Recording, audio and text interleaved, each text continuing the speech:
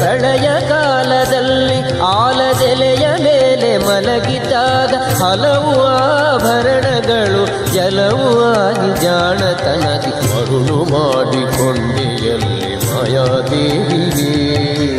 ಇರುಳು ಹಗಲು ಏಕವಾಗಿ ಹರಿಯು ನಿನ್ನ ಬಿಡದಿ ಪಂಕ್ತಿ ಮರುಳು ಮಾಡಿಕೊಂಡೆಯಲ್ಲಿ ಮಾಯಾದೇವಿಗೆ